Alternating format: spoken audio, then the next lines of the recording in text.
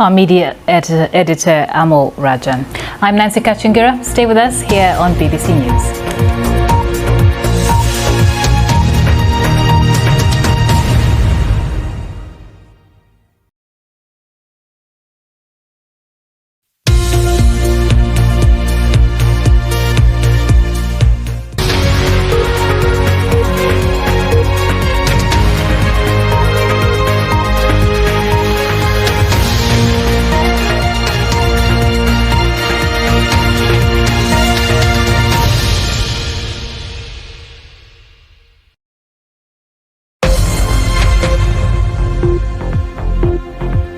I'm Tawfik in New York, and this is BBC World News America.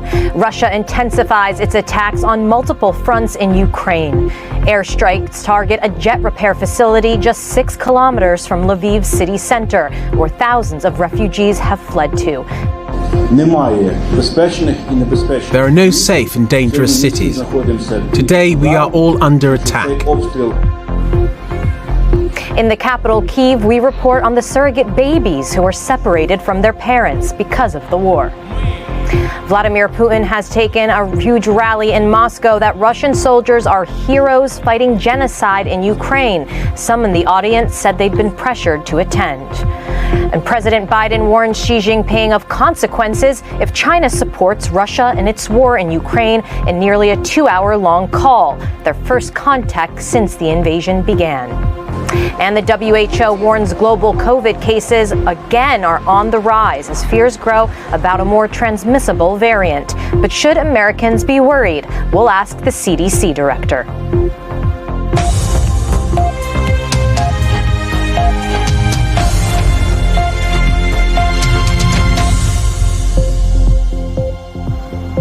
Welcome to World News America on PBS, the UK, and around the globe.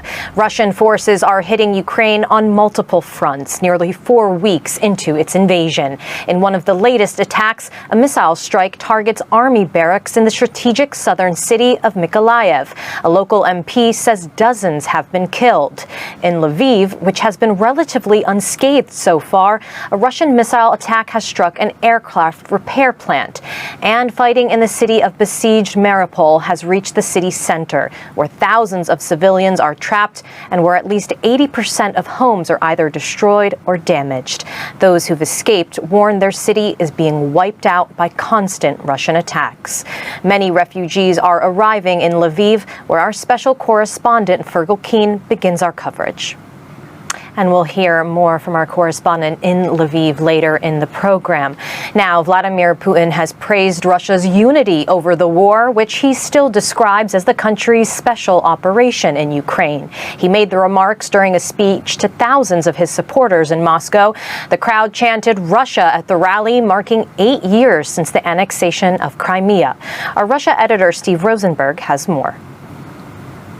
President Biden has warned his Chinese counterpart Xi Jinping that Beijing would face consequences if China supports Russia's war in Ukraine and provides weapons. The nearly 2-hour-long video call was the first contact between the two leaders since the invasion began. Now, according to Chinese state media, Mr. Xi said both China and the U.S. had a responsibility to ensure world peace.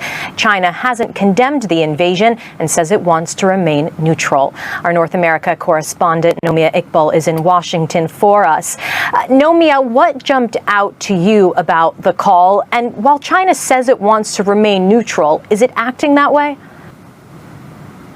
All right, Nomia, thanks so much for that analysis. Well, turning to the pandemic now, here in the United States, most states have removed the majority of their coronavirus restrictions. Many countries in Europe have done the same. And when you look at America's daily case count, it's easy to understand why. The Omicron variant sent cases soaring earlier this year, but in the last few weeks, new infections have been relatively low. In Europe, the picture was similar. Omicron caused a surge, which then dipped, but now cases are ticking back up and rapidly. It's believed believe that one reason for that is a new subvariant called BA.2. It's a spin-off of Omicron, except it's even more transmissible. Now, throughout this pandemic, the United States has often followed trends in Europe. So how concerned should Americans be about this new variant and a possible new wave? I'm joined now by the CDC Director, Dr. Rochelle Walensky. Great to have you with us here on the BBC. Thank you so much. Want to start first with that new variant, BA.2. Can you tell us how it differentiates from the initial Omicron variant and if the United States will see a surge similar to Europe?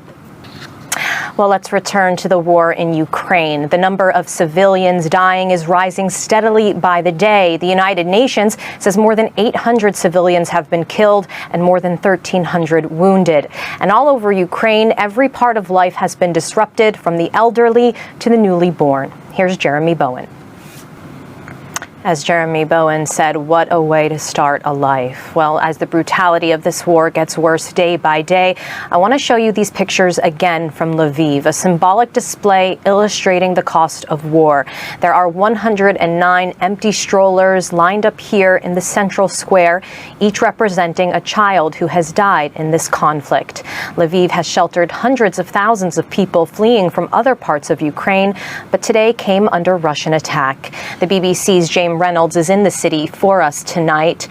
James, the mayor says no place is safe. What is the immediate concern now for residents and those 200,000 refugees who have come there?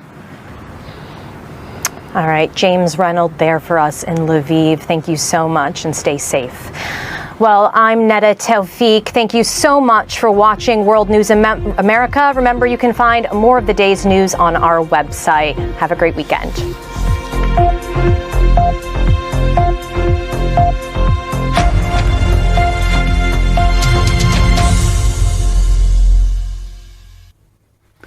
Hello, plenty of moisture pushing in across northern areas of Norway with some heavy rain, some snow.